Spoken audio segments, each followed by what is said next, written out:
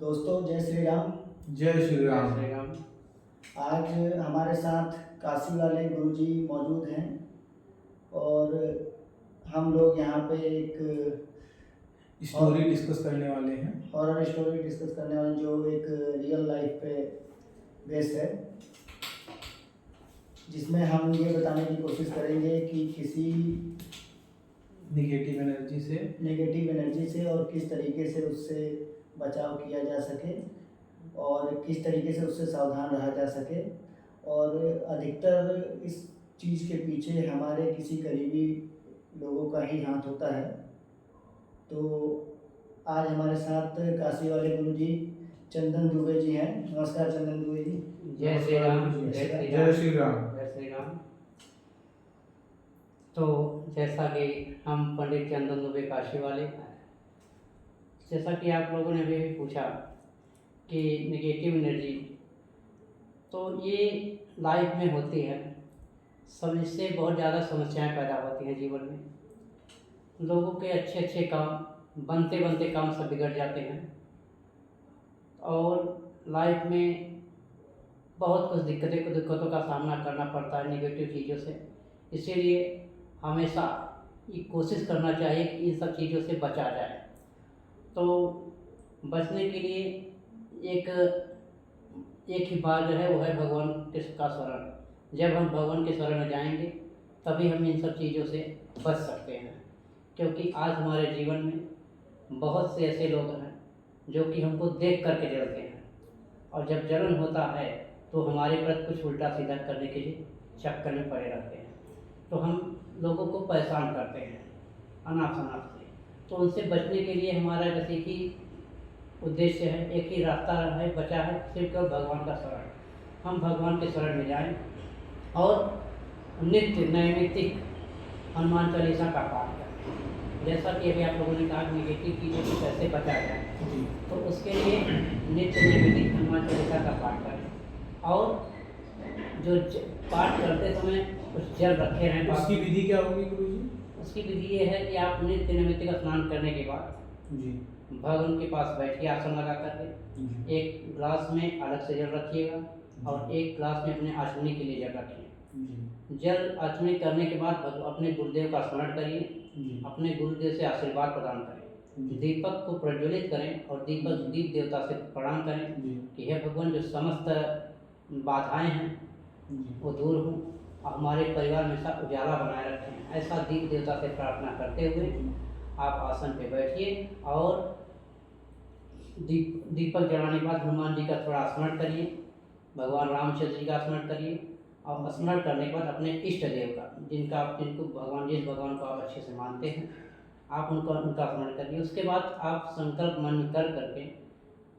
मन से संकल्प कर करके हनुमान चालीसा का पाठ चालू करें। तो बगल में एक ग्लास में जल रखे रहें। जैसे ही आपका पाठ पूर्ण होता है उस जल में थोड़ा सा फूंक करके तो उस जल को बाद में प्रसाद के रूप में आप उसको ग्रहण करेंगे। जब आप प्रसाद के रूप में ग्रहण करेंगे तो जो आपने ये हनुमान चालीसा का पाठ किया उसकी जो तेज है, उसकी जो शक्ति है वो आपके अंदर समाहित होती है।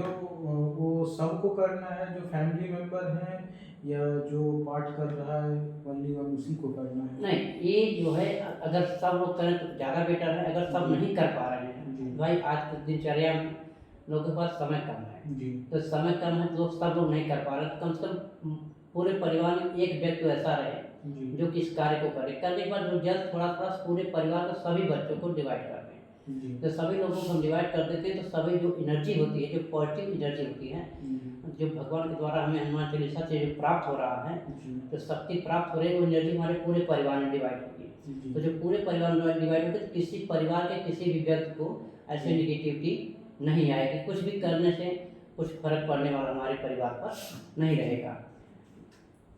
ऐसा ये पहला उपाय है। और उसी के साथ साथ अगर हम माता रानी का स्मरण करें, रोज नमार मंत्र का जप करें। ये नमार मंत्र क्या होता है गुरुजी, कुछ बताएंगे इसके बारे में? क्या होता है, कौन सा मंत्र है? ये माता रानी का मंत्र है जी। हाँ, ये मंत्र नवार मंत्र है। ये माता रानी माँ दुर्गा का मंत्र है। ये एक अमोघ कवच है माता का।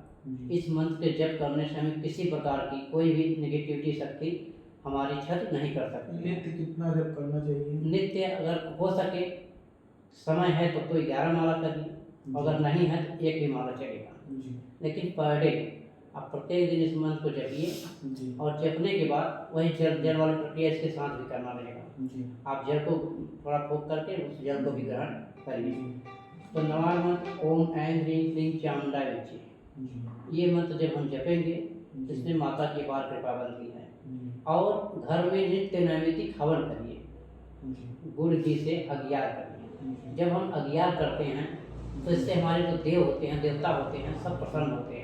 तो हमारी जो निगेटिविटी होती है वो निगेटिविटी को काफ़ी दूर, जी जब हवन होता है तो इससे निगेटिविटी काफ़ी दूर चली जाती है। जी और हमारे घर में, हमारे आसपास में हमेशा पॉजिटिव वातावरण बना रहता है, तो हमारे विकास में किसी प्रकार की कोई बाधाएं नहीं आती हैं। अभी रिसेंटली एक अमेठी के गांव से जी हमारे पास एक स्टोरी आई थी। एक मित्र हैं, उनके साथ एक घटना घटी थी जी कि उनके छोटे भाई के साथ अचानक उनकी जो है वो गए थे आलू के खेत में, भी पिछले ठंड के मौसम में वो गए थे आलू के खेत में, खुदाई उदाई कर रहे थे अपना। फिर उसके बाद वो घर आए, अचानक से उनकी तबीयत खराब हो गई। कई दिनों हॉस्पिटलाइज भी रहे, ग्लूकोज भी चढ़ा, उसके बाद फिर वो घर आए, बट वो ठीक नहीं हुए। फिर उनकी कंडीशन डे बाय डे बिगड़ती गई। उनकी कंडीशन ऐसी हो गई कि जो है वो मतलब अनकॉन्शियस हो गए। मतलब कि वो जो लड़का था वो 25-26 साल का रहा होगा, जो आर्मी की प्रिपरेशन कर रहा था।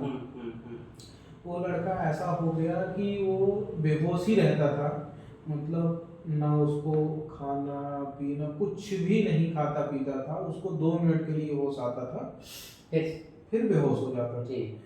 24 घंटे धीरे धीरे दिन बीतते गए, 4 दिन 5 दिन बीतने के बाद फिर उन लोगों ने जो है इन सब चीज़ों पे ध्यान दिया, जैसा कि आपने अभी बताया कि इन सारी चीज़ें होती हैं, तो इन सारी चीज़ों पे ध्यान दिया तो उनको एक गुरुजी हैं उनके बारे में पता चला। तो उन लोगों ने उन गुरुजी को बुलाया, फिर उन्होंने अपना जो भी प्रक्रिया होती हैं उसको किया। उसको करने के बाद फिर वो लड़का उस दिन ठीक हो गया। फिर उसके बाद 1-2 दिन बीतने के बाद फिर वही प्रक्रिया जो है उसके साथ फिर चालू हो गई। फिर वो दोबारा से गुरुजी को बुलाए, फिर उन चीज़ों को कराए, फिर उसके बाद फिर से जो है वो लड़का अभी स्वस्थ हो गया। बट गुरुजी ने, उनके जो गुरुजी आए थे जिन्होंने उपचार किया, उनका बताया कि आपके जो है कुछ सगे संबंधी इन चीज़ों पे जो है कर रहे हैं। तो इन सगे संबंधियों से कैसे हमें बच के रहना चाहिए, इनसे क्या सतर्कता रखनी चाहिए, इन चीज़ों को कैसे जो है हमें दूर करना चाहिए? बस कुछ नहीं है। आप पहली बात तो आप अपने काम से काम रहें। जी हाँ जी तो जब हम अपने काम से काम रहेंगे तो थोड़ा उनकी जो दूरियां ऑटोमेटिक बनना चालू हो जाएंगी। जी और प्लस जब हम विकास करते हैं तब लोग जलन करना चालू करते हैं। जी जी तो जब हम विकास करते हैं तो जलन जब रखते हैं जी तो वो जब हम कुछ भी हमारा काम रहेगा, जी हम अगर उनसे संपर्क करते हैं जी कि हमें वहाँ चलना है आपके साथ में, जी या हमको कुछ करना है, तो वो सोचते हैं कि अब हमें मौका मिला है, जी हम इनका कुछ न कुछ काम गड़बड़ कर दें। तो इसके लिए हमें ये करना है कि हमें हमेशा जब हमारा विकास होना चालू हो रहा है जी तो हम किसी की मदद करें, लेकिन दूरी से।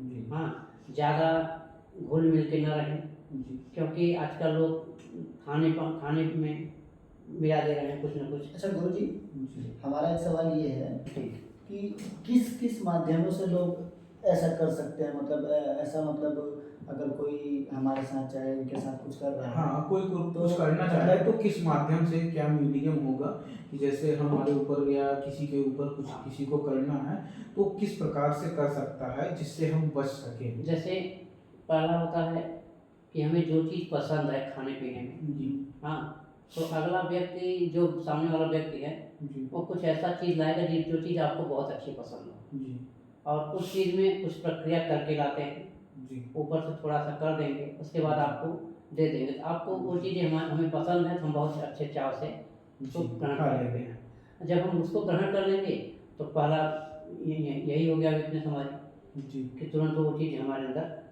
समाहित हो जाती है। और दूसरा ये है कि पहला तो हो गया खाने की चीज़ें, दूसरा ये हो गया कि हम कुछ ऐसी चीज़ें होती हैं जो कि अपने हाथ से स्पर्श से भी हाँ, हम कुछ प्रक्रिया करके लाते हैं कि हमें इस व्यक्ति को ऐसा करना है, हम कुछ प्रक्रिया करके लाते हैं, उनको स्पर्श करते हैं, स्पर्श मात्र से हमारे से उनके पास में डाइवर्ट हो जाता है।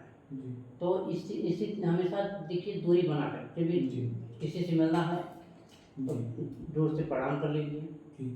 माता पिता गुरु इनसे बढ़ के कोई नहीं है, आप उनका स्मरण कर इनको प्रणाम करिए और बाकी लोगों से थोड़ा दूरी से प्रणाम करिए अपना। और ये थोड़ा खाने पीने की जो चीज़ें हैं, अगर बाहर निकल रहे हैं आप तो ये समझिए कि हमेशा अपने पास में जो चीज़ रखें उसी चीज़ को सेवन करें। हाँ, ज़्यादा किसी के पास जाने से और ज़्यादा हम किसी की चीज़ों को लेकर के ग्रहण कर रहे हैं तो जाहिर सी बात है कुछ न कुछ हमारे नेगेटिविटी आएगा। अगर वो व्यक्ति ज़्यादा परेशान है, ज़्यादा नेगेटिव बातें कर रहा है, तो वो नेगेटिविटी हमारे, अगर हम उसके पास में ज़्यादा रह रहे हैं तो वही नेगेटिविटी हमारे अंदर भी, तो हमें उससे दूरियां बना लेनी चाहिए। हमें उससे दूरियां बना लेनी चाहिए, नेगेटिव लोगों से हमेशा दूर रहना हमेशा। चाहिए। जब देखिए जो पॉजिटिव थिंकिंग है अपना हमेशा पॉजिटिव रखिए। हाँ, पॉजिटिव थिंकिंग रखेंगे तब हमारा कुछ नहीं होने वाला है। और पॉजिटिव थिंकिंग के साथ साथ ये भी है, जब हमारे ग्रह दशा में, जैसे ग्रह होता है जो हमारे नवग्रह हैं, तो नवग्रह जो होते हैं उसी ग्रह दशा में एक ग्रह है राहु। जब ये राहु की दशा चलती है तब ये नेगेटिव चीज़ें बहुत जल्दी हमारे शरीर पर लागू हो जाती है। जो हमारे सातों चक्र हैं वो चक्र वीक हो जाते हैं राहु की दशा में। तो जब राहु की दशा में चक्र वीक हो जाते हैं तो हम कुछ भी प्रक्रिया किसी के नाम से करते हैं, अगर उनकी दशा राहु की चल रही है तो उनके ऊपर तुरंत वो प्रक्रिया लागू हो जाता है और वो व्यक्ति परेशान हो जाता है। डॉक्टर कहते हैं कि हम दवा दे रहे हैं, काम नहीं कर रहा है। कई बार हमने देखा ना, डॉक्टर डायग्नोस कर रहा है, चीजें कर रहा है, रिपोर्टें सारी नॉर्मल आ रही हैं, मेडिसिन दे रहा है, किसी को आराम ही नहीं हो रहा है। अभी हम बीच में गए थे गुजरात में, तो गुजरात में गए थे, एक पर्सन थे, उनकी बहन थी, वो लगभग 20 से 25 साल बीमार थी। उनको हमेशा चक्कर आ जाता था, वो गिर जाते थे और गिरने के बाद उनको होश नहीं रहता था। तो हम ऐसे ही होने लगे, हाँ, हमेशा बेहोश हो जाते थे। तो और डॉक्टर दवा खुद दे रहे हैं, 25 साल से दवा चल रही थी, 30 साल से 25 ईयर। तो डॉक्टर आश्चर्य बढ़ गया कि अब ऐसा क्या हुआ कि क्यों दवा सूट नहीं कर रहा है। तो जितनी प्रकार की जांच होती हैं उन्होंने सब करवाया, लेकिन किसी में कुछ नहीं निकला। तो डॉक्टर कभी कहते नहीं कि आप किसी पंडित तांत्रिक या यहाँ पर जाइए आप दिखाइए, क्योंकि विज्ञान ये नहीं मानता है। लेकिन जो हमारा धर्म है मानता है। तो इसीलिए तो उन्होंने कहा कि ऐसा काम करिए, आप एक बार किसी पंडित से सलाह ले लीजिए। तो ऐसे चर्चा होने लगी, तो होते होते चर्चा एक बार हमारे पास आई। तो उनसे पूछा हुआ चर्चा कि गुरु जी इनका स्वास्थ्य ठीक नहीं हो रहा है, हम बहुत प्रकार की दवाएं कर चुके हैं। तो हमने कहा भाई ऐसा काम करिए, थोड़ा एक बार देखा जाए। तो जब हम बैठे और चर्चा होने लगी, तो जब पूछे कि आप ये कब से ऐसी दशा चल रही है, तो उन्होंने बताया कि 25 साल से। तो 25 साल से हर महीने गुरु जी दवा चल रही, लेकिन आज तक डॉक्टर पकड़ नहीं पाए कौन सा रोग है। तो हमने कहा ये तो आराम से दूर हो जाएगा। तो लोगों ने कहा कि ऐसे कैसे गुरु जी। तो हमने कहा ठीक है, हाँ, कौन बिलीव करेगा जो है जो 25 साल से नहीं ठीक हुआ हो, 25 मिनट में कैसे ठीक हो जाएगा। तो हमने कहा ठीक है, ऐसा काम करिए, ये काम हो जाएगा। आप अपने घर पे हाँ कुछ भी एक माता रानी का पूजा रखवा दीजिए, और एक हमारे गुरु जी हैं, तो हम अपने साथ में उस गुरु जी को बुलाते हैं। तो और आपका ये पूजा 3 दिन का करेंगे, और 3 दिन में इनको 1 महीने की दवा न खिलाइए। उसके बाद फिर आप देखिए, जब आपको विश्वास होगा, मतलब दवा बंद कर दवा। तो हम जब पूजा उनके यहाँ चालू कराने गए जिस दिन, तो उस दिन इसको बहुत ज़्यादा दिक्कत हुई। तो उन्होंने कहा मुझे दवा खिलाते हैं, उनके नहीं, जिस दिन जब तक पूजा होगी तब तक दवा नहीं खाएगी, तब तक दवा चलेगा ही नहीं। तो उन्होंने कहा ठीक है बोल दी। तो पूजा हम लोगों ने आरंभ किया और 5 पंडित लेकर के हम लोग गए थे। जी तो पूजा हमने जब आरंभ किया तो माता जी का और शिव जी का जी दोनों जन का जप चालू किए उसके नाम से। जी और जैसे हम जप चालू किए, जप चालू करने के बाद जो जल हम लोग दिए पीने के लिए, जी तो जब उनके शरीर इतना दर्द था, तो जैसे वो जल ग्रहण की तो उन्होंने बोला कि गुरु जी हमारे अंदर से, हमारे शरीर से ऐसा लग रहा है कोई चीज़ खींच रहा है। जी तो उसके कुछ देर बाद, 1 घंटे बाद उनके शरीर में जो दर्द हो रहा था वो दर्द होना बंद हो गया। गया। तो उन्होंने कहा गुरु जी हमें तो कुछ हुआ ही नहीं है। जी एक ही दिन जो 25 साल से 25 साल बीमार था वो कह रहा है कि हाँ। 25 मिनट में कुछ हाँ, हुआ ही गुरु जी नहीं, हमको कुछ हुआ ही नहीं है। कुछ हुआ ही नहीं, कुछ हुआ। तो हमने सोचा कि ऐसे, तो उनके घर वाले बोले कि गुरु जी ये पूजा आप और दिन बढ़ा दीजिए। जी हमने कहा नहीं, ऐसा करिए पूजा 3 दिन तक करते हैं। जी 3 दिन के बाद आप 1 महीने देख लीजिएगा पहले, जी अगर आपको रिस्पांस मिलता है जी तब तो हम आगे पैसा खर्च कराएंगे, जी क्योंकि पूजा में पैसा भी खर्च लगता है। जी तो लोगों की स्थिति के अनुसार काम किया जाता है। जी। तो